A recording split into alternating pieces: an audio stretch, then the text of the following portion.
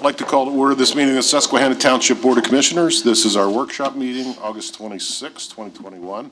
I would note that all commissioners are here with the exception of Commissioner Johnson, who is excused, and in present, but not physically, is Commissioner Fleming, spiritually and other ways, electronically. We'll start with a Pledge of Allegiance, followed by a moment of silence. And if the pledge at this meeting could be led by Commissioner Pine, I'd appreciate it. I pledge allegiance to the flag of the United States of America and to the republic for which it stands, one nation, under God, indivisible, with liberty and justice for all.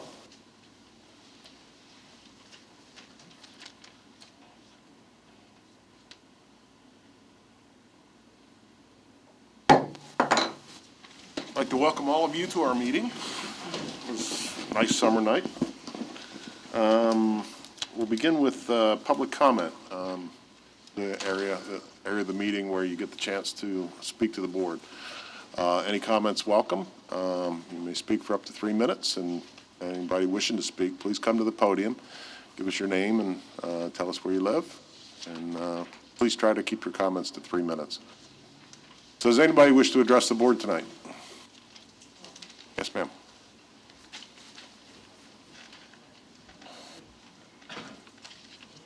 Thank you, President Lynch and Commissioners. I'm Debbie Tramontine, and I live at 205 Montrose Street. We were hoping to have a more organized discussion with you tonight about the property at Montrose, but our leading person is out ill, so please bear with us. We're a little less organized than we'd hoped to be. First, we wanted to address the process that's been followed here. It seems like it hasn't been the normal process. And because because of this lot discrepancy and the resubmission of the plans, we've only had since the 13th to really look at what's now going on. Things have really evolved and changed. We wanted to have experts of our own looking at these plans, but this short time frame really didn't allow us to do that. But at any rate, I wanted to personally talk a little bit about the traffic. When we were in the June meeting, which was our last Zoom meeting, I think, you all voted to have a limited traffic study for us. We understood that the size of the lot being built, or the size of the building being built, didn't rise to the level that you could force the developer to do that. But we felt, because we already have these ongoing traffic issues that have been in front of you for various reasons, that we do need a study of that sort before any development goes on in our neighborhood. Next, we came to the meeting in July and found that the developer was going to be handling the traffic study themselves. And I know we had a lot of discussion. We don't need to rehash around that.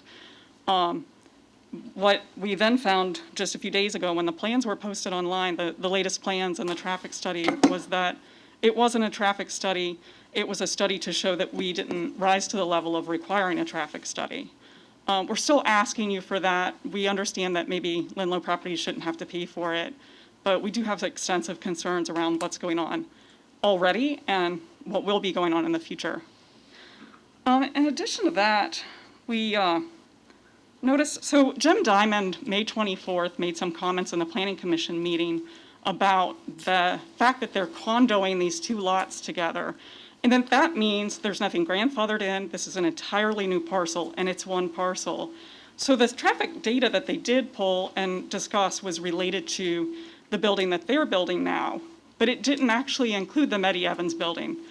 And it really should, because they're going to be passing through their lot, using their lot for egress and ingress, and various things like that. So we would like to see a study that incorporates the entire parcel that's being discussed today. In addition to that, Mr. Diamond's comments, which I sent kind of late in the day, actually. I did have the voice version of what went on in the meeting. And he was talking about how all of the ordinances that we have need to be adhered to because this is a whole new development. So I wanted to point out that the Meddy Evans sign is in the public right-of-way, which I know you all don't allow at this point. It may have been allowed when the development happened. And our primary concern as a neighborhood, my primary concern too, is simply that you stick to your guns, don't allow any waivers for this development, and see what happens after that. Some of our neighbors sent in information about stormwater. I can't personally address that, but I think it was pretty thorough and made a lot of sense with respect to the stormwater waivers being requested. Additionally, again, back to the traffic, is that there really is no way, obvious way anyway, to mitigate whatever happens there traffic-wise. Officers this week stopped by our house, and one officer actually, and told us that he routinely clocks people going over 70 miles per hour coming off that interstate and down past our neighborhood. There's no turn lane there. There's, prior streets north of there don't allow you to turn left, although Montrose does at any time of the day, coming from front onto Montrose. But there's no turn lane, so there's cars coming 70 miles per hour down there behind anybody wishing to turn. And there's no way to widen the street there because the riverbank is on the one side, and there's just not enough right of way to add lanes or anything like that. In addition to that, PennDOT told me, the engineer for our district told me that they would never allow a stoplight there because of the proximity to the interstate. So, there's very little we can do in terms of adding a turn lane or adding a stoplight in. And on top of all of that, from, it's like 6 to 8 a.m. in the morning, you cannot turn left from Montrose Street onto Front for obvious reasons. And that's the same as true from 4 to 6 p.m. in the evening. And so what will happen is ambulances coming in. So we saw the hours that were in this traffic information that they sent us, the hours that the dialysis center plans to keep, and also a description that most of the patients come in via transport. So these aren't small cars just coming in and out. These are rather larger vehicles. And they said a lot of them come all at the same time, so maybe 5 or 6 patients in one big vehicle. They will have to, if they need to turn left to get out of there and go down Front Street, they're going to have to go through our neighborhood at some point. They can either come down 2nd Street and drive past all of the houses there. So think about this. These houses have Meddy Evans at the back. They talked before about flooding. I think you all have heard about that. They have issues in their backyards. You can see into their backyards from the Meddy Evans parking lot. There's hardly any screen there. And then on the front, they'll have, the dialysis center's ambulances going up and down the street where their children are getting on school buses, because we've got 2 school bus stops there. And then the first opportunity to take a left after that is Bergner Street. So Bergner doesn't have any sidewalks right now. Even if Meddy Evans is forced to put sidewalks there, they still won't have a sidewalk in front of the neighbors' houses. There's one house on the other side. There's no development going on. They won't have sidewalks there.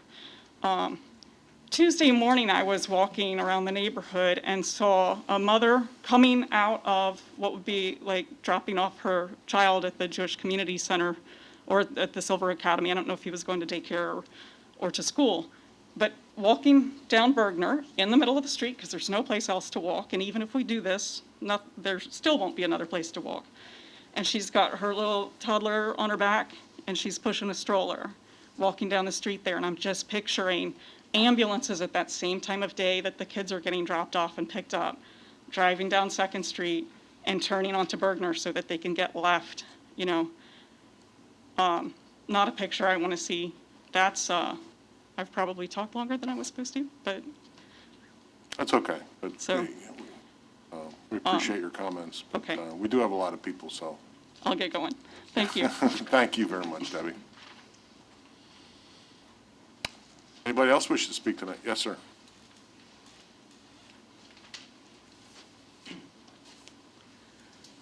Good evening. My name is Laser First. I live at 3495 Green Street, and I'm relatively new in this community. I was told about this meeting and the documentation that was handed out so that we could review it and see whether it met what we thought was a safe environment. I looked at the proposal. The proposal was distributed in August, no date on it, so I just had a few days to look at it. And I came up with a cursory review, which I'd like to address over here and let you know that there are things, in my opinion, that need expansion and might even affect the ability to go forward. The document says that the proposal is for one building, but it really is for two properties. And if you look at the two properties, the one that they're planning is 1,233 square feet, and the other property is 14,000 square, is 3,401 feet, which is a total of 26,000 feet. I'm sorry, is 14,000 feet, the other building that exists. It's a total of 26,000 square feet of that entire property. And if that is the what it really is, then it should be subject to all the ordinances that are required for a property that's covering that much in square footage. Also, if you look at the plan, it shows a cut-through between the two properties, which means automobiles or traffic can go from Montrose Street over to Bergner through the property, which means the study that they have right now only deals with traffic on Montrose, and it should be traffic that are going on both sides because it's one big piece of property. Also, the asphalt covers almost 90% of the entire property. So there'll be a problem with stormwater running off that property. Where does it go? It's in a floodplain. Also, on Bergner Street, you have the issue of the JCC and the school nearby. And children will be going to school at the times that they're going to have the highest traffic going through to that, either the office building or the building that they're proposing to the dialysis center. And we have to take into consideration the children and the parents going to and from the school. Also, when you look at the traffic patterns going up and down Front Street, coming south from I-95, if traffic has to turn, if cars and ambulances have to make that left turn to get onto Montrose Street to get into the dialysis center, if there's a backup, for some reason that traffic can't get off Front Street, you'd have a backup going back toward I-95 and traffic coming off I-81, and traffic coming off I-81 just moves really fast, and there's a possibility of an accident just because people can't get up the street and into the dialysis center. And if you're going north on Front Street, if people have to make a right turn to get onto Montrose and there's a backup, you have the same issue. People are rushing north on Front Street to be able to get to the highway.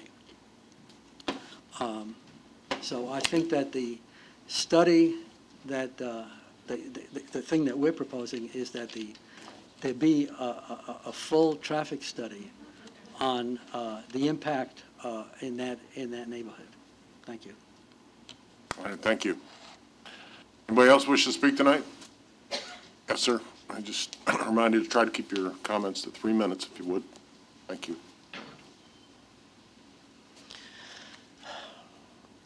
My name is Carl Schumann, and I reside at 3489 Greet Street, approximately 2 blocks from the site where Linlow and others propose to build an office building that will, among other things, house a dialysis center. Linlow has asked the commissioners to waive Section 22-1107 of the Township Subdivision and Land Development Ordinance, which states that sidewalks shall be installed on both sides of a street. Section 22-205 instructs the commissioners to view the provisions of the ordinance as minimum requirements for the promotion of public health, safety, comfort, convenience, and the greater welfare of our community. In support of its waiver to install bituminous trails along Front and Bergner Streets instead of regulated sidewalks with curb cuts, Linlow cites aesthetic and recreational reasons. I submit that if the commissioners approve such a waiver, then they will be violating Section 2 of the Americans with Disabilities Act, the Pennsylvania Human Relations Act, and Susquehanna Township's own ordinance against disability discrimination. I come before the Commission as a citizen who has spent most of his professional career handling disability discrimination matters, having served as the legal advisor to then Governor Casey's first ADA director and as in-house counsel who, for over 28 years, specialized in ADA matters for Pennsylvania's largest nonprofit health insurer. As you may know, Title II of the ADA obligates state and local governments to provide people with disabilities an equally effective opportunity to participate in or benefit from a public entity's aids, benefits, and services. According to the U.S. Department of Justice, a municipality's provision and maintenance of sidewalks constitutes a service, program, or activity under Title II of the ADA. Susquehanna Township has already made the decision under Section 22-205 that sidewalks are a minimum requirement for the promotion of public health, safety, comfort, and convenience, and that waivers therefore should not be granted lightly. In other words, it has already made the legislative determination that sidewalks are a public benefit to be enjoyed not only by the non-disabled, but by those with mobility and sight impairments who have just as much right to access Front Street and Bergner Street as those with no mobility or sight and challenges.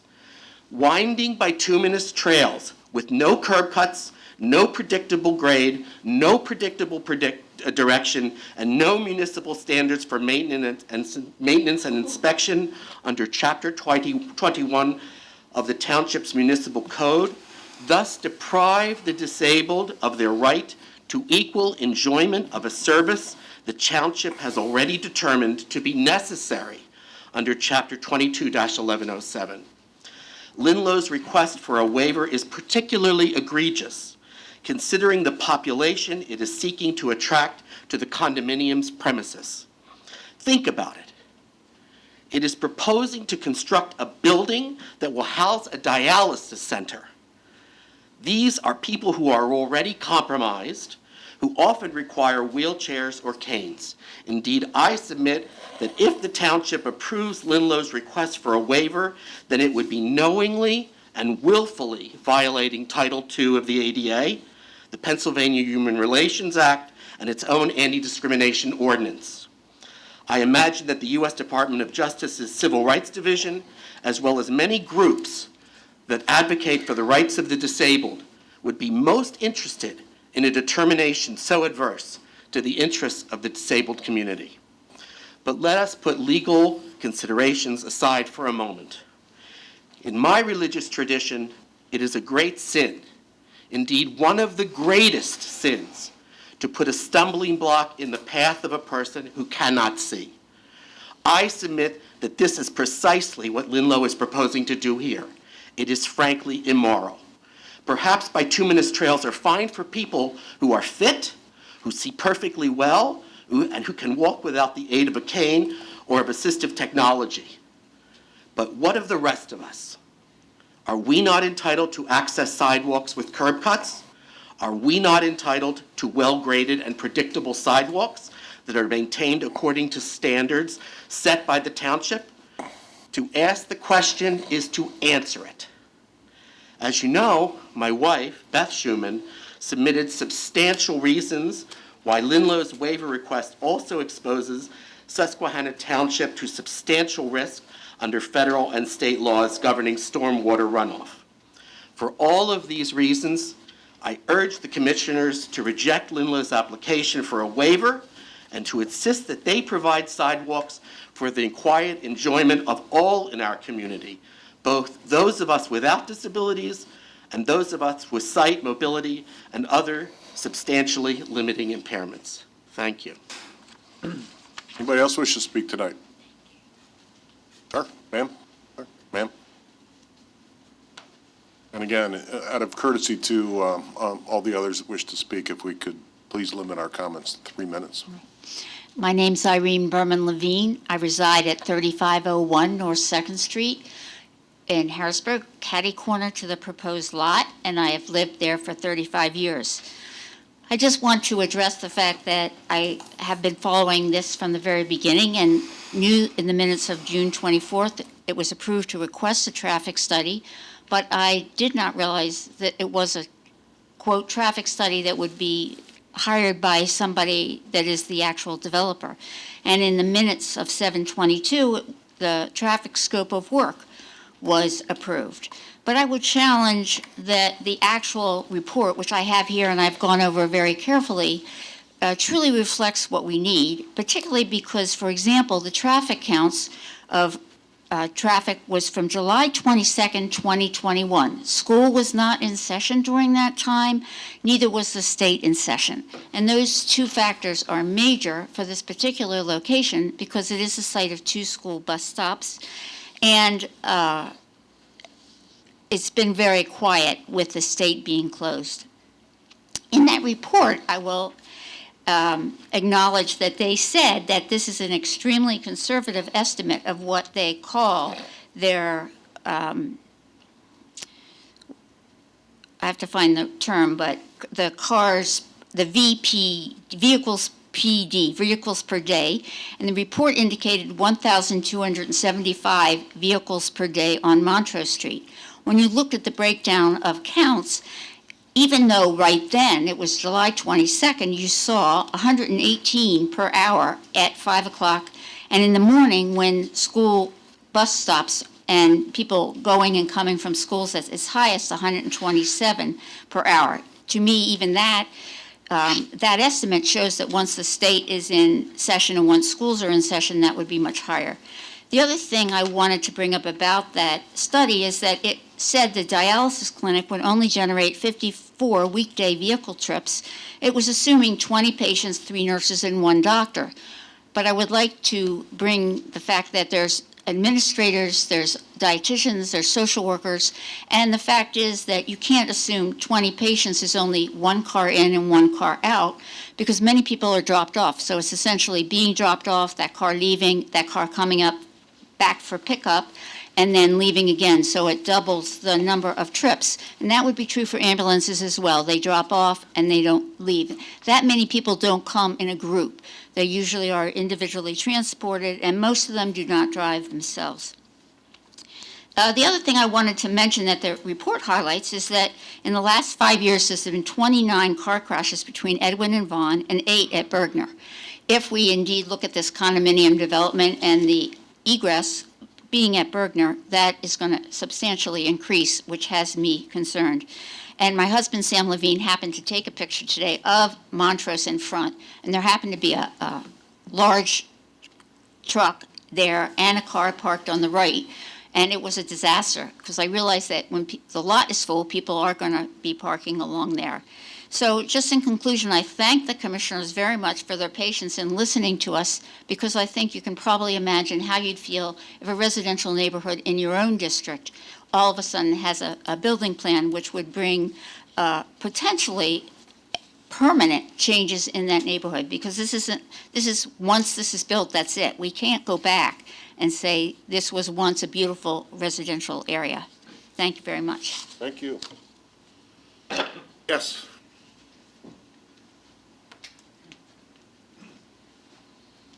I'll talk fast. My name's Ricky Hurwitz. I now live at 104 Holly Hills Drive.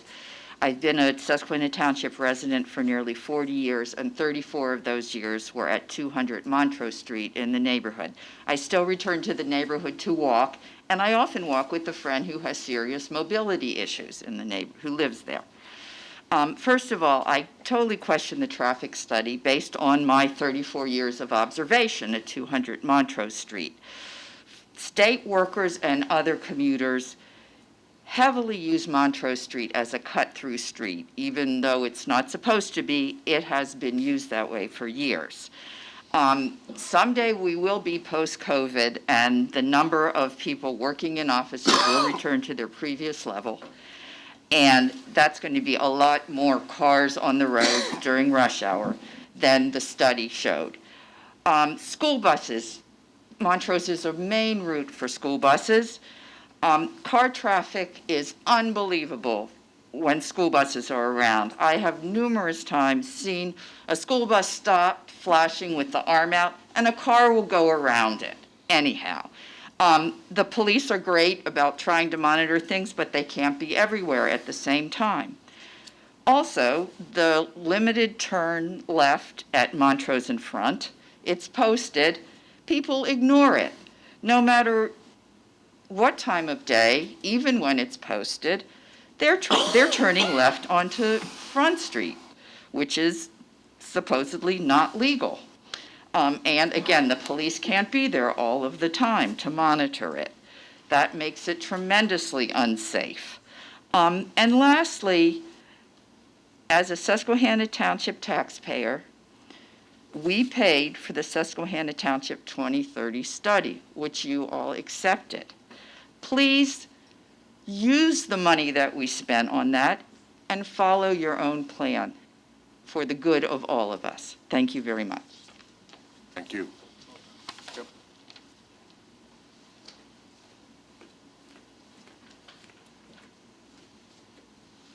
I promise I'll be quick. My name is Patty Fox Miller. I live at 3515 North 4th Street, and I just am here to reinforce the whole scary traffic situation.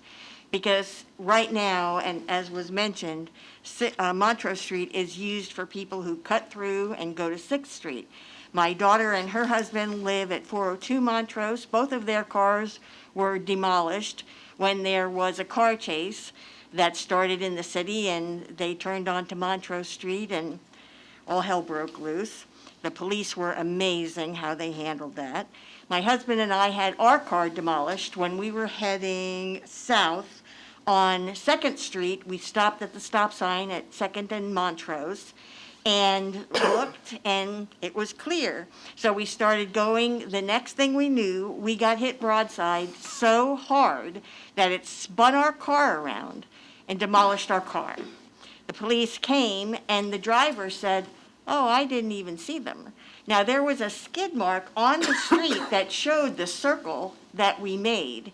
And I have to tell you, it was a long time before I could close my eyes and not see that car coming right at me. So if we're already having problems on Montrose Street, and now you're going to exacerbate the problem with this building, and I just am begging you, please don't do this. Thank you, ma'am. Yes, sir. Thank you, President Lynch and Commissioners, for the opportunity to speak with you. My name is Ray Davis. I live at 3434 Green Street. I've lived there for 8 years. I've been a residential real estate agent for 30, so my concerns are a little different than some people have expressed. I agree with and echo the other concerns, and I won't reiterate them, about traffic, stormwater runoff, et cetera. But I would like to just add, as a homeowner and as a residential real estate agent, the impact that this type of development in a prominent location like that, at a cornerstone to our neighborhood, the negative impact that would have on property values. I have seen in Susquehanna Township, but in particularly in Montrose Park, in the last 2 to 3 years, a 50% increase in our property values. We have people here that paid $500,000 for a house on Montrose Street that would not have happened a couple of years ago. Our values are up, and yes, I know the market is good, but we have a very special neighborhood. It's sought after because of the convenience to the city. Our values really have gone up, and I could give you, if I had more time, I would have prepared some statistics. There's no sign of that changing. If our values drop because of increased traffic in this neighborhood, and I can guarantee you that they would, what's going to happen to our, we will appeal our taxes. Our tax assessments will come down, your tax revenue will come down, and likely offset the gains that you're going to get from this development. So I feel obviously very passionate about that. With regard to the traffic, I'm not going to talk about the accidents and all that, but I'm going to say that is also going to have a negative impact on the real estate values. We have people with children, neighborhoods, kids, just as everybody has said. And People don't want to live in neighborhoods on busy streets. Heck, Harrisburg City is turning 2nd Street into 2 ways because of this kind of too much traffic. So the 2 last points I would like to make here is please ask yourselves, all of you, if a project needs this many waivers, is it the right project? A waiver maybe, but multiple waivers to get something to happen, I have a real problem with that. And finally, we have this vision plan for 2030. Why aren't we looking ahead now? We're going to wait till December of 2029 and then say, oh, wow, now we'll start. We have the plan, like Mrs. Levine just said, let's use the money that was spent and follow it now. We don't have to wait for 10 years. Thank you. Thanks, Mr. Davis.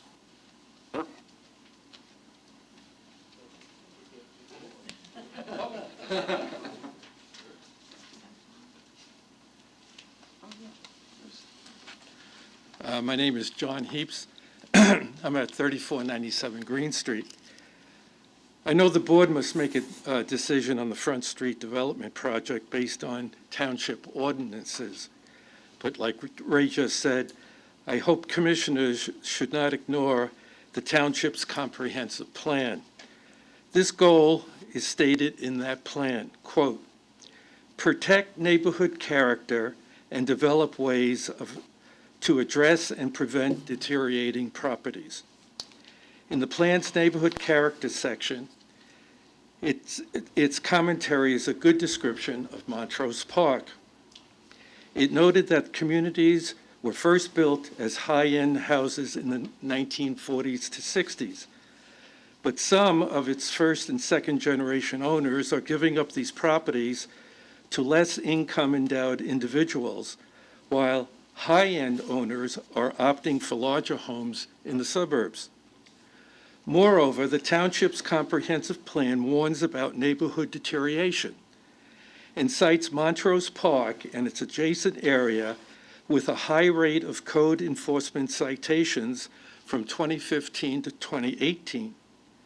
Consequently, careful planning for this area is needed so that unintentional deterioration does not happen. The Montrose Park neighborhood is an old and fragile community that needs special care to maintain its original higher-end status. Homes in this area are unique with their stone siding, slate roofs, and 50 to 60-foot oak trees. Few Harrisburg area communities can claim these characteristics as their own. I submit that the Front Street developer is engaging in legal jujitsu, which threatens the exemplary character of this community. The property under consideration was initially developed for a house, a mansion, not for a medical office complex. His plan is like putting a size 12 foot into a size 8 shoe. The only way it fits is if it gets waivers. But as previous speakers have said, these waivers do not comply with the federal law nor township ordinances. The developer's idea for a dialysis center with offices is good, but not for this site. A pleasant neighborhood like Montrose Park, or perhaps in communities like your own, does not need a loading dock facing finer homes with school bus stops and pedestrians walking on its streets. Reject this plan for the good of the neighborhood, as well as for compliance with township ordinances. Thank you, Mr. Heaps. Kresge. Good evening. My name is Sanford Krevsky, and I live at 3500 Green Street. Let me just start with this. We are trying to be short, but we're frustrated. I sat on boards just like you are, and I'm on board for Susquehanna now, and we need to have a voice. And there's been actions taken that have tried to subvert that voice. So our neighbors are frustrated about that. And I know people are going on a little longer than you wanted, but that's why this is happening. But I want to get on, and you've gotten a lot of technical information about the ADA, the Americans with Disabilities Act. There's been very sophisticated, I think very valid, very meritorious information given to you about the stormwater drainage, about the parking, about the traffic. It is in a flood zone. It's not in a flood zone. I just want to indicate to you that part of the thing that is offensive to us is the way that this whole thing has been approached by the developers. I sat on meetings, whether it was on Zoom or whether it was here in person, and the traffic study, I don't even want to get into the traffic study itself, but I thought, well, that's a little wild. They want to do it themselves, not have somebody else independent do it. They wanted to do it themselves. Okay. So then they come and they had a long presentation before you about the scope of it. Okay. But before that, they sent a letter saying it's not going to make a heck of a difference anyway. So they've already assumed that there's not going to be a valid reason to have a traffic study. And sure enough, that's what they came out with you with. They didn't do a real traffic study, and you know they didn't. Another thing is, we were told, no, it's not in a flood zone. It is in a flood zone. It's not in a flood zone. By the way, we missed 26 foot of footage. Okay, I'm sure you're aware of that when they were doing all the plans and stuff like that. It is very, very frustrating. Consider, please, residential versus the tax base for residential versus commercial. Linlow appealed their taxes here earlier this year. There's empty commercial spots all over this area, all over, okay? Uptown Shopping Center, down on Front Street, further up on Front Street. I live there. I live on 3500 Green Street. I don't know if anybody drives this. You have to be in Pluto if you don't realize how dangerous it is to make that left turn onto Montrose Street. I don't want to get into the technical stuff because I'm not very technical oriented. But I'm a family man. And I grew up in the city. And we didn't have a whole lot of money. And I used to pine over my friends that were living in Susquehanna Township. So I worked real hard, and I got my family to move up to the township. And we graduated 5 kids from the township. And we love our home. And we take care of our home. And now look what we're going to have on 2nd Street.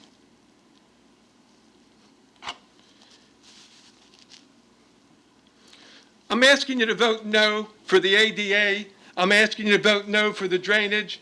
I'm asking you to vote no for the traffic issues. I'm asking you to vote no because if we have a regulation, waiver after waiver after waiver, okay, why have the regulation? We did a thing, you did a thing, and you have a great plan for 2030. It says neighborhood character, protect neighborhood character. What's all we're asking you to do? That's all we're asking you to do. Vote no to preserve the beauty of our neighborhood. Vote no to be consistent with the Sustainable Susquehanna Township 2030 goals. And like they've said, vote no because it might be your neighborhood next.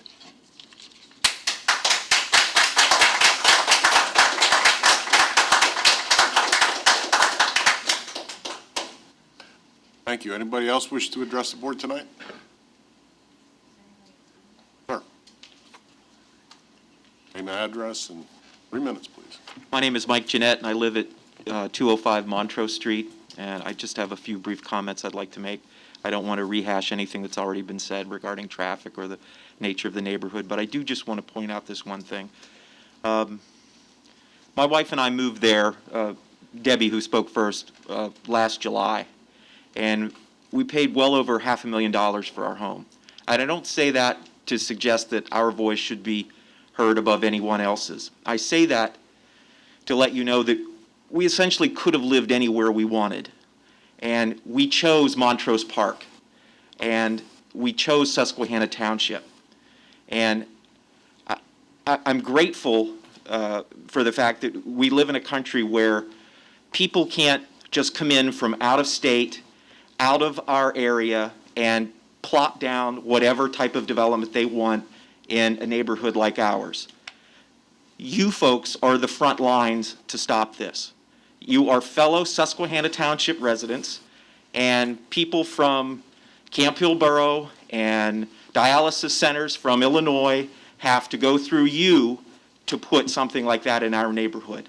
And I urge you to take that seriously and to vote no on the plan before you. Thank you.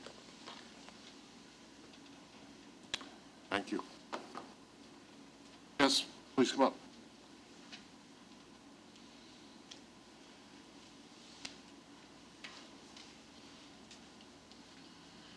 I'll make this very brief. My name is Janice Myers. I live at 3335 North 2nd Street. I am concerned about the traffic. We have a stop sign there. My father was actually a dialysis patient for 9 years, so we need dialysis centers, but not there. Okay, there's lots of office space all over our township that's not being used. I suggest you steer this group that way, okay? I am very concerned about the additional pollution. Nobody has mentioned that. Okay, I actually suffer from asthma. I didn't have asthma until I moved into this area, but I've lived in this area off and on for 40 years. And my doctor said part of it is the particulate matter in the air, and a lot of that has to do with the traffic. So that is another concern of mine, okay? Also, we are in the flood zone. The property I live at has been flooded, and it is in the flood zone. So I can't imagine that this property wouldn't also be in the flood zone if we are, because we're only like a block away. So my main concern, again, is the traffic, the pollution, because every time you stop, you have to gear up your engine to go again. That's more pollution, right?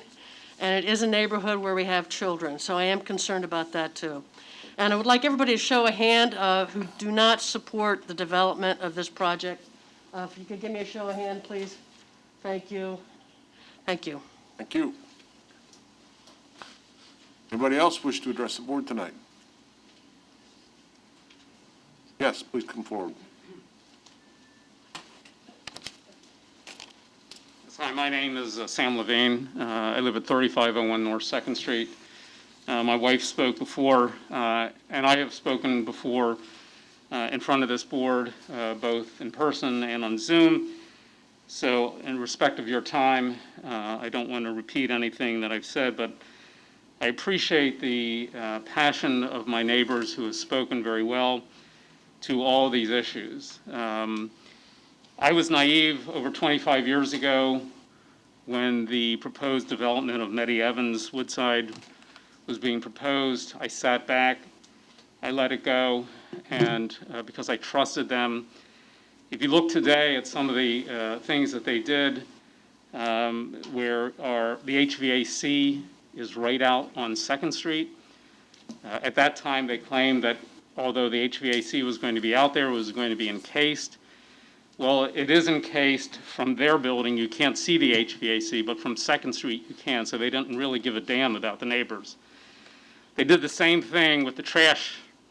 They left the trash open to 2nd Street. They have, in the last couple of years, have finally encased that. But it just shows that their lack of concern for the neighborhood.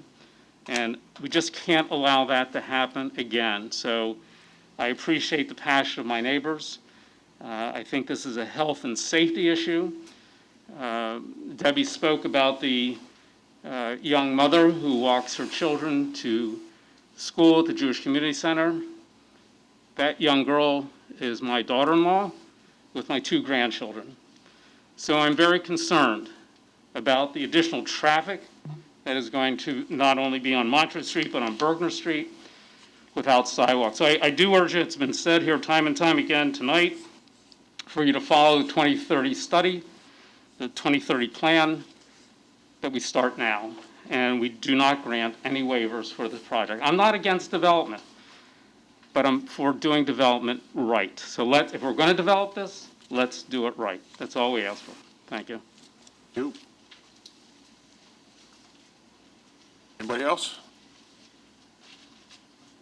Mr. President, there are a number on Zoom that would like to Okay. make comment when. How do we connect them to? I'm here. So I would like to offer an opportunity for Jade Honey to speak. Jade Honey, you are able to mute yourself. Thank you so much. Can you hear me? Madison? Yes, we can. Okay, fantastic. So I'm Jade Honey. I live at 304 Montrose Street. I appreciate your time. I'll make it quick and short. While I agree with every comment that has been made tonight, I want to take a little bit of a different perspective as someone who works in healthcare. I want to look at this from the patient's perspective, because I don't think that's been brought up tonight. And I think in the past year with COVID and all that we've experienced, we recognize the urgency of health-related conditions and the evidence of discrepancies that exist in our healthcare system. And patients who receive dialysis treatment can have a number of emergency issues while receiving treatment, including cardiovascular disease issues, blood pressure abnormalities, pericarditis, cardiac arrhythmias, a number of conditions that require them getting to the emergency department in the quickest possible way and as fast as possible. Now, again, as someone who's worked in healthcare, I know that the closest emergency department that we have is about 4 miles away, and on a really good day, that should take about 10 minutes, maybe 15 if we're stretching it. But at 5 o'clock, with 110 cars that go through Montrose Street and an intersection that you can't make a left turn on, now I do recognize that an ambulance likely would be able to, but to get traffic to stop at 70 miles an hour and to recognize that an ambulance is there is going to be an issue. So 10 minutes doesn't sound too long. We can all get a lot done in 10 minutes. In fact, I know there's another mother on this call that can get a lot done in 10 minutes.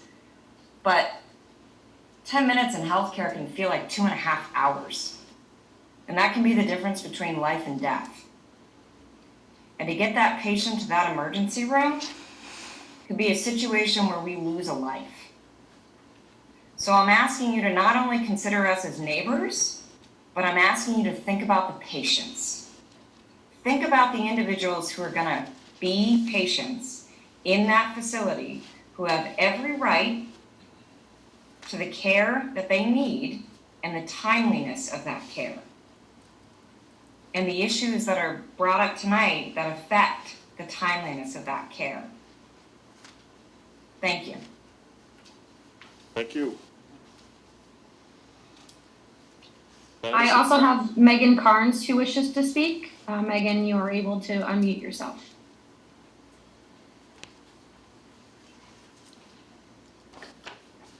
Hello, this is Megan Carnes. Can you hear me? Yes. Yes, you can. Hello, I live with my 2 children at 200 Montrose Street, and I'm here to talk about the North Front Street plan. I believe that the Board of Commissioners has both a legal obligation and a civic duty to deny the requested waiver for sidewalks along North Front Street and Bergner Street. The township ordinance requires that a sidewalk waiver request meet certain criteria. Among these is a justification for why the sidewalk is not needed. And the ordinance states, quote, "Cost savings to the owner or developer by itself is not an adequate reason for a waiver." The applicant is requesting to construct a bituminous path in lieu of a concrete sidewalk. The reason given is that a bituminous path will be able to, quote, "more easily navigate the features." It could be made out of concrete, but it would be easier to make a bituminous path. Let's not fool ourselves. In construction talk, easier and cheaper are synonyms. The developer does not present a legitimate reason other than cost savings. The burden for granting the waiver has not been met. From my analysis, there are 2 features that would be in the way of a sidewalk. There is a tree on Bergner Street, and regrettably, it may have to come down. More notably is the business sign advertising the offices of Meddy, Evans, and Woodside. I find it really funny. The developer refers to the sign as a feature. I think of it more as a bug, an error in need of correction. This sign is built completely in the right-of-way, exactly where the project's sidewalk should be constructed. The sign does not conform to the township ordinances as it is. It never should have been built in the first place. And it is right in the middle of the project zone. Think about this. The developer is requesting a waiver to build a non-conforming sidewalk around their non-conforming sign. Aren't we all taught that two wrongs don't make a right? Please do not rely on the recommendation of the Planning Commission to approve this waiver. That recommendation was based on the inaccurate belief that there was no room in the right-of-way to build a conforming sidewalk. We now know that to be false. In earlier versions of the plan, the dimensions of the property were incorrectly presented by the developer, showing a much smaller right-of-way than what is accurate. Before the August 12th version of the plan, there was no room for a sidewalk in the right-of-way. Now there's plenty of room, so long as there is no interference from the illegal sign. I am confident that a careful reading of the ordinance will make it clear that the revised plan dated August 12th does not meet the standard for a sidewalk waiver, and therefore you as commissioners have a legal obligation to deny it. Without the waiver, the plan as a whole does not conform to the township ordinances, and therefore you as commissioners have a legal obligation to deny it. Please do the right thing and vote no on this plan. Thank you. Thank you. Madison, anybody else? That was all the public comment I had for this evening. All right, thank you. Anybody else? Last chance before we move on to our agenda? Okay. First up is 3401, 3405 North 4th Street, North Front Street, final land division development plan. Do you want to introduce, Craig, do you want Betsy to just introduce the let plan? Betsy and kick it then off. you can. Please. Sir, back.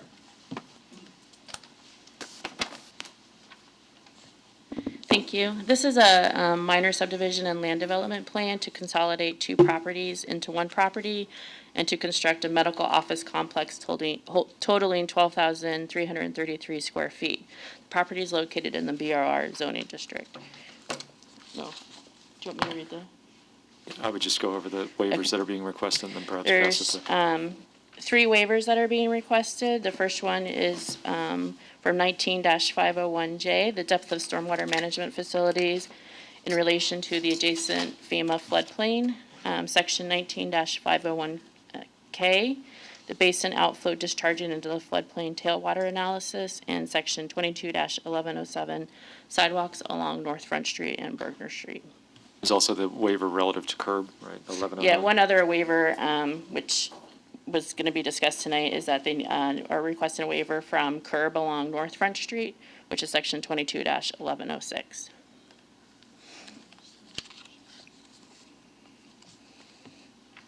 Okay. Yeah. So the applicant is here if you have any questions. Okay, so we're looking at a presentation of a plan along with a set of waivers that support the plan that's being proposed. Is that correct? Yep, that's correct. Okay. What do you suggest we do now, Betsy? You can take action on the waiver requests. The deadline is tomorrow for review of the plan, so action would need to be taken tonight. Okay. Mr. President, I believe that Mr. Rogalski would like to be heard. So, Yep. All right, thanks, Betsy. or he's standing for no reason. I Either am one of the standing two. for no reason, so certainly I'm here to answer any questions. We have members of the development team here as well. We're going to defer to the boards. Please come up to the podium if you would. Good evening. Greg Rogalski with Canoni Associates. We're here this evening to represent the plan at 3405 North Front Street. As I mentioned, there's additional individuals in the audience related to the developer himself. Lowell Gates, Eric Hume, counsel for the developer. We have the architect here as well to answer any questions related to the board. Certainly, I think we've been around a number of different iterations with this plan. The plan that's presented to you this evening has been recommended for potential approval by the staff. It's been reviewed by your Township engineer. You've been given conditions by staff if you do choose to approve it.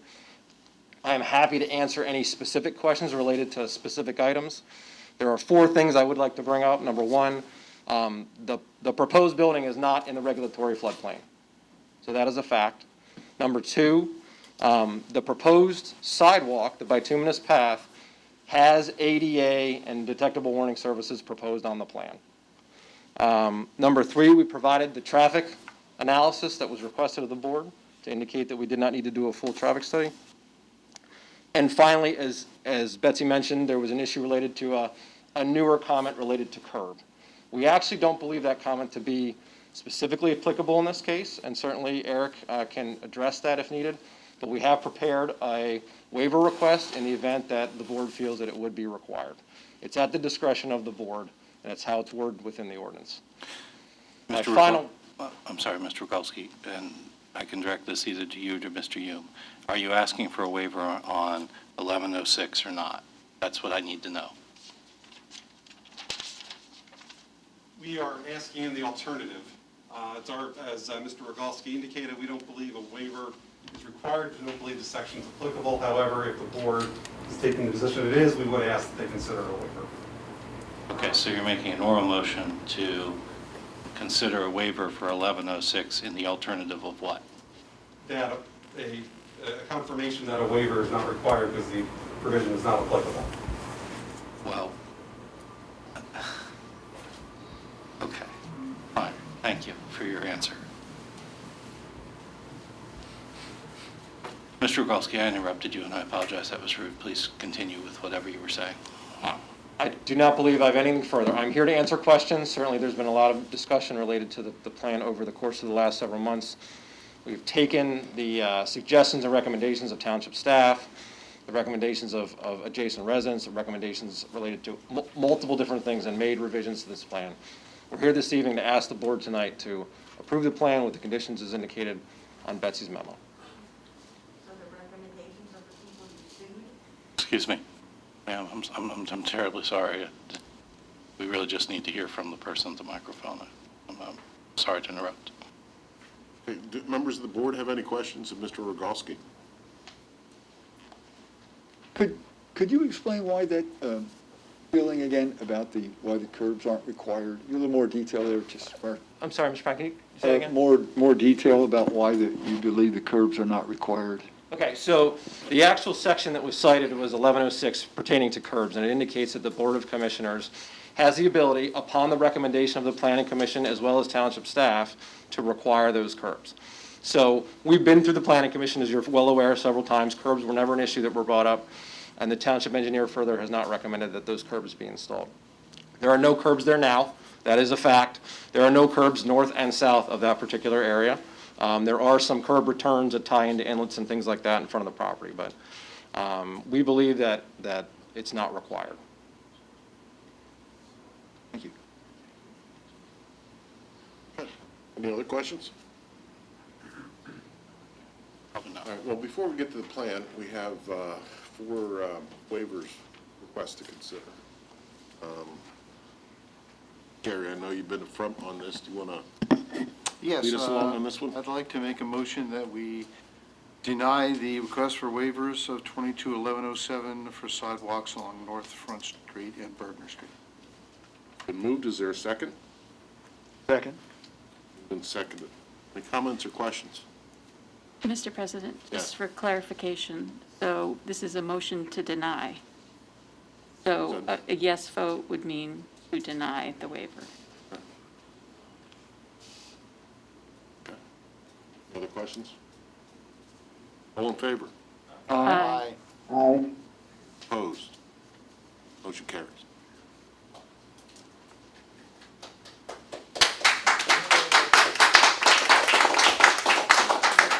And that was, just for clarity, that was for 1107. Yes. Sidewalks along North Front and Bergner. There's another request here for Section 221106, which is curbs, which is just verbally presented to us. I don't believe they requested a waiver. They don't. I believe that they made an oral motion to request a waiver, and I think the board, if it was so inclined, could take action on that. Right, then I move that we deny the request for a waiver of curbs along Front Street, in accordance with 22-1106. Moved. Is there a second? Second. Moved and seconded. Comments or questions? All in favor? Aye. Opposed? Motion carries. Okay, now, there are two others, as I understand, right? Correct, Betsy? Section 19, 501J, and 501K? That's correct. Is that correct? Mr. President, if the board was inclined, they could take that as a group, move on both. Okay. So is there a motion on the two waiver requests concerning stormwater? Mr. President, I move that we deny those two requests under 19-501J, 19-501. Second. So moved and seconded by Commissioner Engel. Any comments or questions? All those in favor? Aye. And opposed? Motion carried. Mr., not to put him on the spot, but Mr. Fleming, did you get a chance to weigh in? Might be on mute. Okay. So now we're left with the plan. Do you want me to review if you choose to recommend approval of the conditions Sure, please. For the subdivision and minor subdivision and land development plan, if you choose to approve the plan, the following conditions would be required. Address all requirements of the subdivision and land development ordinance as per your action on the waivers. Address any remaining comments from the letter from HRG dated August 20th, 2021. Address any remaining comments from the township staff review dated August 24th, 2021. Provide a revised estimate of probable costs that includes but is not limited to any paving, sidewalks, stormwater management, best practices, erosion and sediment controls, landscaping, parking, etc. Provide financial security for the timely, proper, and complete construction of all applicable improvements, including but not limited to paving, sidewalks, stormwater management, best practices, erosion and sediment controls, landscaping, parking, etc. Provide a signed and executed operation and maintenance agreement. Provide signed and executed easement agreements for stormwater, utilities, shared driveway access, and pedestrian access outside of the right-of-way. Provide a signed and executed development agreement. And provide a state highway occupancy permit as required for work located in the right-of-way. Additionally, there would be compliance with the stormwater ordinance as well, consistent with the action on the waivers. That's correct. Betsy, as we presently stand, without the waivers being granted, the plan is out of compliance with the SALDO, is that correct? That is correct. All right, is there a motion on the plan? Considering that it's out of compliance, Mr. President, I move that we deny approval of the plan until it could be brought into compliance. Second. Second by Commissioner Engel. Any discussion by the board? All those in favor? Aye. Aye. And opposed? Motion carries. All right.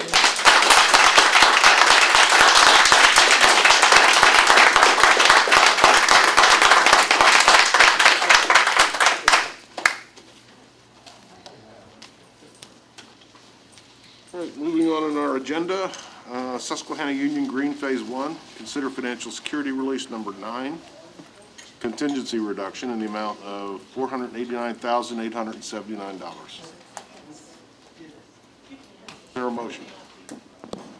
So approved, so moved. Second. Moved and seconded by Commissioner Hine. Any discussion? Yeah, I have a question. With this additional adjustment, we are now removing security requirements for more than 2/3 of this three-quarters of this development. And looking at the development along Progress Avenue, I understand that because of PennDOT's inability to provide, or so far, occupancy permit, none of this development of the street wall and all that, sidewalks and so forth, along Progress has been able to proceed. And, we're getting to a point where I have a little concern that maybe we're getting ahead of ourselves in these releases based on the amount of work that still needs to be done. Bob, could you comment on that? I'd be happy to, Commissioner. The proposal before you this evening is to merely reduce the contingency on the financial security. The contingency itself originally was 10% of the original amount. And the developer, under the Municipalities Planning Code, has the ability to request the township to reduce the contingency to basically level it up, if you will, or reflect the work that has been in place, so that the entire contingency is not held for the entire length of the project. And you're absolutely correct, the Progress Avenue work is not yet complete because of highway occupancy permit delays from PennDOT. But there is more than adequate security in the particular remaining $2,050,000 to secure those improvements along Progress when they are constructed. Okay, there's still quite a bit of work to be done there. Yes, That's my there is. concern, that, we don't It's a get very ahead good of observation. That's why we're making the recommendation that it be done, but it's not reducing the scope of any of the work. It's merely reducing the contingency. Sure, I understand. Yeah. Okay. Thank you. Any other questions? All those in favor? Aye. Aye. And opposed? Motion carries. So now a word from our sponsor, i.e. something I forgot earlier. The board did meet in executive session on both tonight and on August 24th to discuss matters of personnel and litigation. Now we're back to our show. Thank you, Mr. President. You're welcome. Margaret's Grove Phase 2A, consider financial security release. Number 2 includes contingency reduction in the amount of $127,119. This is the one we addressed 2 weeks ago. Mr. Rothrock? Yes, that's right, but I don't think that 127 number is correct. I think it's 49,000. The request had been reduced, I believe. Could you explain? Thank you, Commissioner. Sure. So similar to the last reduction, the developer is requesting a reduction in contingency of $49,049, as well as a reduction of $78,070 as it pertains to improvements that have been constructed to date. So remaining financial security held would be $78,847 for the remaining work. So it is the sum of those two numbers, right? Which equals the 127,119 that's reflected on the agenda. Financial security number 2 is $78,070, and the requested contingency reduction is $49,049, totaling $127,119. Okay, I'm sorry. But that is reduced from what we looked at last time, yes? Yes, both the contingency is reduced and the amount of the release is reduced because of the issue related to the ongoing work related to the rain gardens. Yeah, I believe, and Alex, correct me if I'm wrong, but I believe the prior request that was before the board was for a full release of financial security, which would include both the financial security and the contingency. Is that correct? Correct. The developer requested near full. It wasn't completely full. It was near full. So this is actually a reduction in the amount being released that was provided to you at the previous meeting. And your recommendation is based on your judgment that the amount of remaining financial security is enough to cover the 3 rain gardens. Correct. And the finish wearing course. The wearing course, correct, yeah. So for this part of the project. for Phase 2A, correct, so we have approximately with contingency about $53,000 held on the finishing of the rain gardens, and then the amount being held, so probably about $25,000 for wearing. So it's a relatively small phase, so it's Yeah, it shouldn't is, take- it's not a yeah. lot of. Yeah. Okay, thank you. What date is, do you think that will be completed by? So in both cases, and this may warrant some explanation as well, so it's good that you brought it up. The rain gardens right now are acting as temporary sediment controls. They're called sediment traps. Those actually filter all of the rainwater that discharges to them. So upon stabilization of all the upgradient disturbed earth that drains to these rain gardens, they'll be converted. So it depends upon the timing of future phases of construction. And that's predicated by the developer's MPDS permit through the county and the state. So there's not much we can do to push them as far as. That's a hard department to go to. Right, yeah, so it's. There's at least one other phase that has not even been started. Correct. That is going to affect some of these rain gardens, so it is going to be. It'll be a down little the bit, road. yes, correct. 2-year plan. Yeah, I would have to go back to the preliminary plan to see what their anticipated phasing was, but again, that always doesn't stand true. That's just their predictions. Not holding you to it, just. No, I understand, yep. Good question. It's something worth clarifying. Absolutely. Thank you. Any other Mr. questions? President, I would make a motion that we, financial security be adjusted to $78,847.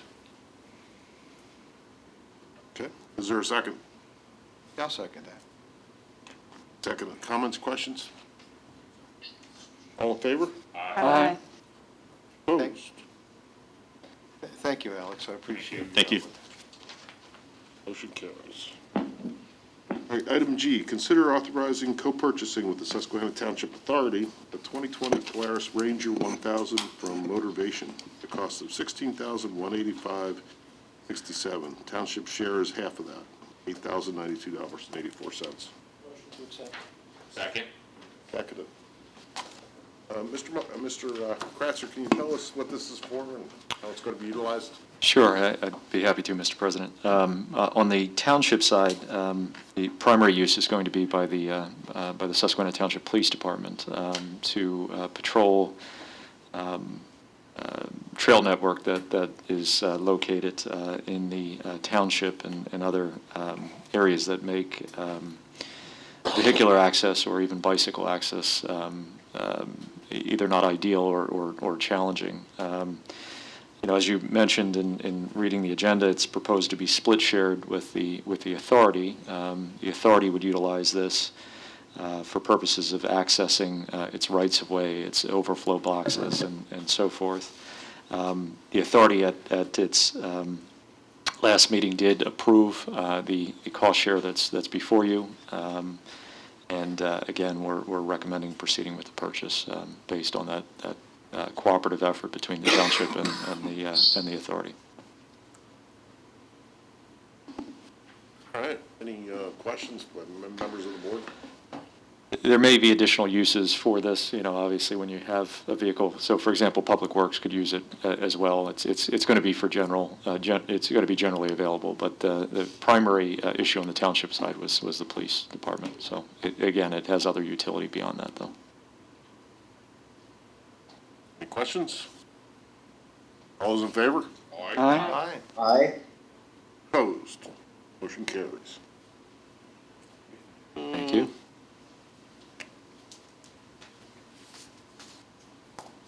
Consider authorizing the purchase of Civic Recreation Management System. Mr. Nuss. Thank you.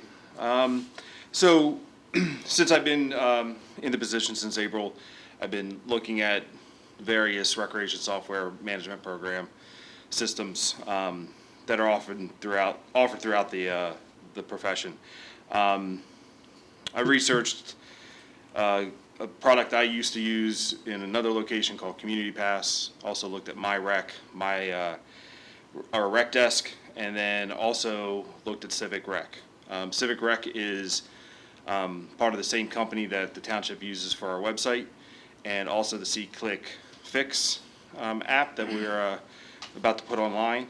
And after sitting through the multiple demonstrations and making sure the finance department is going to be able to get all their compliant reports and everything that they need as far as auditing, as we start to generate more revenue with all the new programs that we're going to start running. And we've come to the recommendation of going with Civic Rec platform. Civic Rec honestly is a more expensive platform, but is a much more robust and long-lasting platform. I've gone through getting an inexpensive platform that is bought up by a larger company, and then you have to go through data transfer and data integration that never works, and you end up starting fresh, and you have to start all over, and you lose all your data from all your residents and everything that you had in place already. So some of the bigger features that Civic Rec has that the others don't was the GIS integration. We already have the GIS mapping. We can integrate that into the software. When someone registers or creates their account, we automatically know if they're residents or non-residents, so the proper fee is automatically charged to them. Will be mobile ready, so we can the site is mobile ready on mobile phones, so they're not looking at a website on Safari. And we can also do text messaging for program alerts if we're canceling because of weather or other things like that.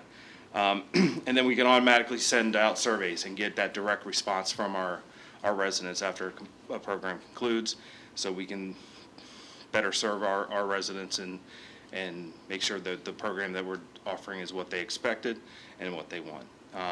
This will also open up great marketing capabilities, not only for the recreation department, for the township on a whole, because we'll have a database of users. We'll be able to outreach them directly and promote individual programs by demographics or by area. We can break it down all kinds of ways, and then we can get general information out also for the entire township on various matters if needed. How is the data input? Does it use phone numbers? Does it use cell phone numbers? Each resident will create their account, their own So account. it's self-generated? It's self-generated. Okay. And then once they log in, they can go in and register for their programs and whatever. But what we can do is require certain data automatically. So we can require the cell phones, we can require the emails. So we have that point of contact that is sometimes difficult to get. Yeah, sure. Okay. So there's no interaction with Code Red? No, yeah, so this would not be, Documents. this would not be the ability to replace that at this point, because again, it would only contain data based on customer created accounts, correct? Correct. Will they be able to, say, pay for rental of a picnic pavilion or Yeah, they'll, pay for Yeah, sports leagues? Or so if I can, I mean, Doug, you can comment on this as well, but it'll automate that process, allowing for more convenient, whether it be registration from a program standpoint or rental of pavilions. And by virtue of that, this cost is actually fundable under the American Rescue Plan Act, because again, you're providing opportunities for people to interact and transact business without physically coming to the building. So that's actually how we would propose to pay for this, through the use of the American Rescue Plan Act funds, which again, as you know, is roughly about $2.6 million that was allocated as part of the federal support.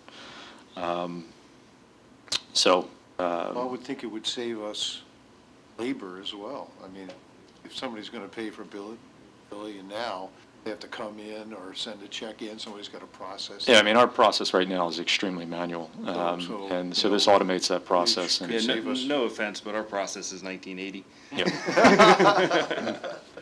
No, you're right. But yeah. Surprised it's 20th century. But they will be able to do all their rentals online. And I'll be honest, 90% of my phone calls right now are dealing with rentals. So they'll be able to go right away, look on the calendar, see if it's rented. And what's nice is we can protect dates and everything as we either scheduling programs or we know of things, we can block that out before we open it up for availability. So we kind of can still control our facilities and the availability to the public. Doug, has that been tested with with our GIS mapping? This software, this civil, have they been tested in any way? I mean, they're doing it currently with other municipalities, not with ours, but Yeah. yeah, we Just wouldn't be so the that first it- ones doing. They work. Yeah, We're it not definitely buying works. something and I would then find out later that it doesn't work. Yeah, I wouldn't be too happy if they promoted that and then it doesn't come to fruition. But, Very good. But yeah, and Lower Paxton is actually utilizing Civic Rec right now. Okay. I actually found that out after the fact, and I have talked to them. They're extremely pleased with the product and the ease for the residents to use. Okay. And we did negotiate the price down, just to mention. It was originally at $19,260. We brought that down to $15,760. And we also got the maintenance down approximately $600 as well, for the second year. With them understanding that we are a current customer, we do do the website and we do see Click Fix, so they did take that in consideration. All right, does anybody have a motion? Motion to accept. Second? Seconded, comments or questions of Doug? All right, all those in favor? Aye. Aye. Opposed? Motion carries. Thank you. Thank you, sir. Thank you.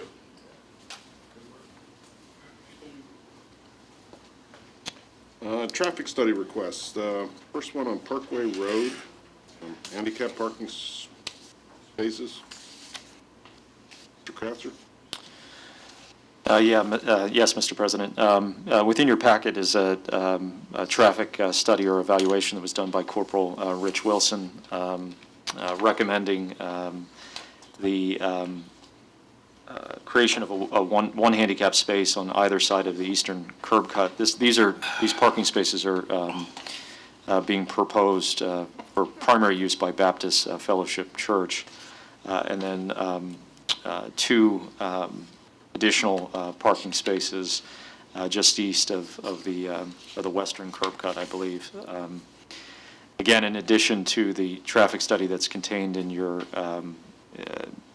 packet, as is customary, you would establish these by resolution. So there is a copy of Resolution 21-9-0R establishing these parking spaces consistent with the attached traffic study. And again, if you have any questions, I'd be happy to answer those. One thing of note is the parking restrictions are actually applicable to specific timeframes based on use, and that's noted in item 2 of the resolution that is there. So the restriction would not exist outside of those timeframes, and as noted in the traffic study, Corporal Wilson notes that's a permissible approach,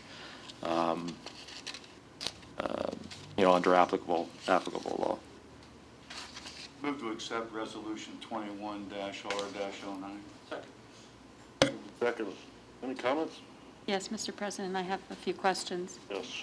So it's not clear to me from the photos, because they're grainy, and it's not really, it's just a photo, there's no diagram. If the parking space furthest to the east extends into the right-of-way in front of the neighboring property.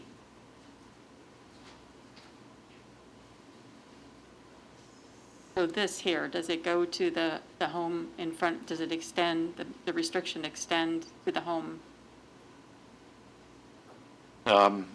Based on what we have before, before us, I'm not sure I can definitively say whether it does or whether it does not. It just notes that, obviously that there's sufficient space to accommodate it, but in terms of the location of that space, I can't directly answer that, Commissioner, at this point.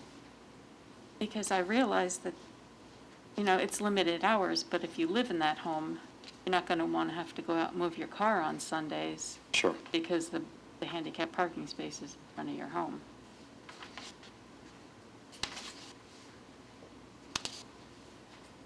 I mean, the other two spaces are clearly, I think, in front of the church property, but this one I just can't tell. Hold on for a second. Here. This me, I'm sorry. Google Earth may help you.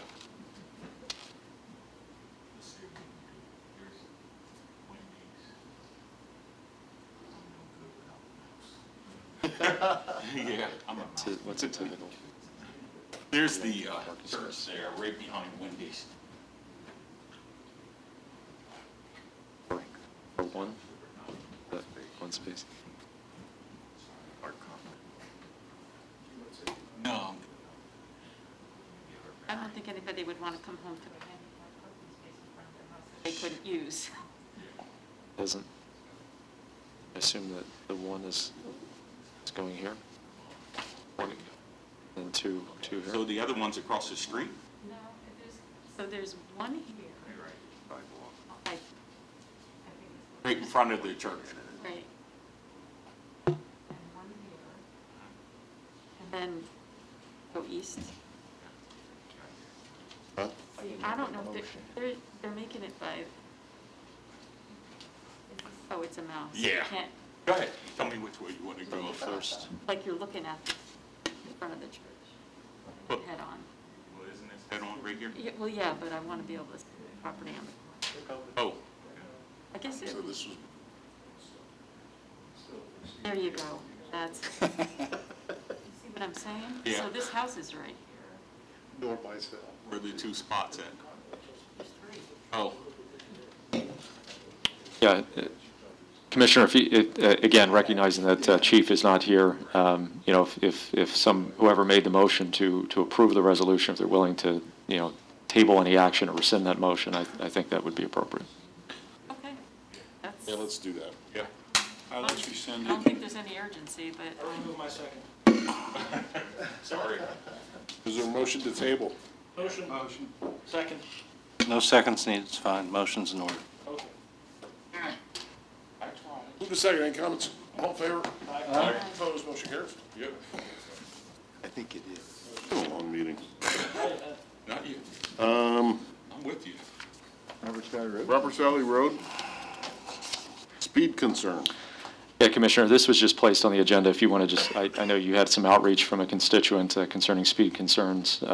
Again, as customary, we asked that they be brought before the Board of Commissioners, so we're just making the board aware that there was an express concern with speeding west of the railroad tracks on Roberts Valley Road, and the police department will be evaluating that. So just more of an FYI than anything else.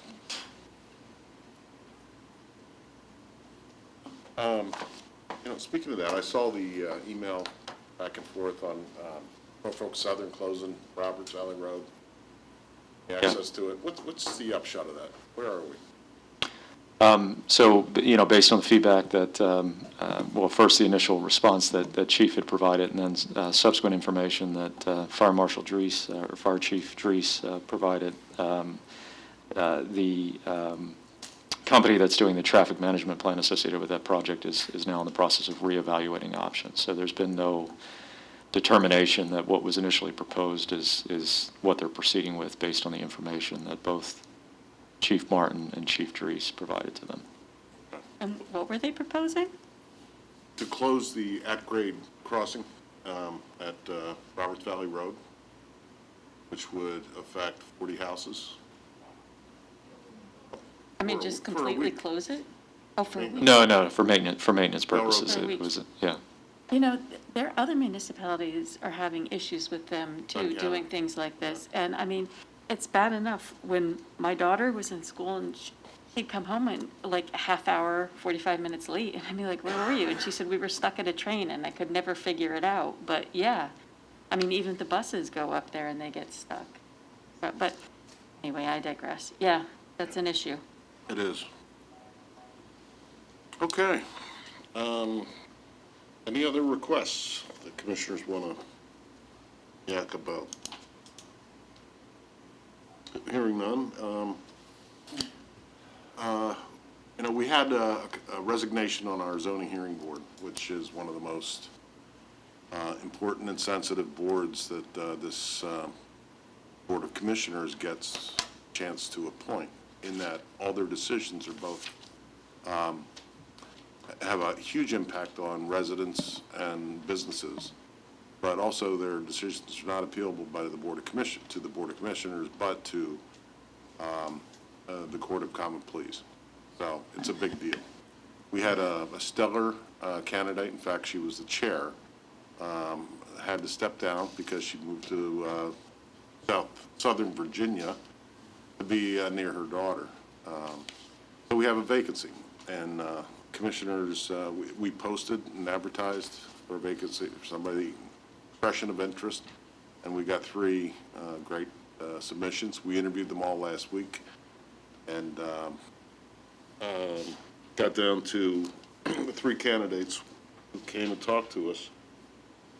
Were Michael Jeanette, Jennifer Chapin-Webb, and Ember Jandeber.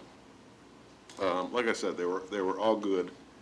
I'd proudly vote for any one of them, and feel good about, placing the township's interest in their hands. So, with that, I would open it to any nominations that members of the Board of Commissioners may have for a replacement candidate. Mr. President, I'd make a motion to appoint Ember Gandeber to a partial term appointment to the zoning hearing board, I guess to serve until December 31st, 2023. Second. Moved and seconded. Any comments or questions? All those in favor? Aye. Opposed? As part of this process, it was discussed that it was kind of an embarrassment of riches in terms of the talent that stepped forth and offered their volunteer services. So there was discussion about possibly increasing the number of alternates that serve on the zoning hearing board. Currently, we have 1. If there's a motion to direct the solicitor to work with the manager to come up with a plan for us, that would be appreciated and in order. So moved. Second. Moved and seconded. Any comments or questions? All in favor? Aye. Opposed? Motion carries.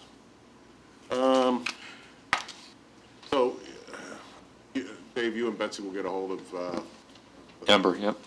Ember, but more importantly, or as importantly, the other 2. Yes, yep. Because we have a board meeting coming up next week, I believe, zoning hearing board. On the 1st, that is correct, yep. Right. So, and Mike will have to get a packet over to the new member. Absolutely. And maybe the alternate, too. Yep, yeah. Okay. The alternate has already received one. Okay, thanks for that, Betsy. All right, commissioner comments. Anybody have any comments? Steve? No, sir. Okay. All right. Motion to adjourn. There's a motion on the floor. Second. There's a second. Questions, comments? All in favor? Aye. Opposed? Motion carries. Have a good night.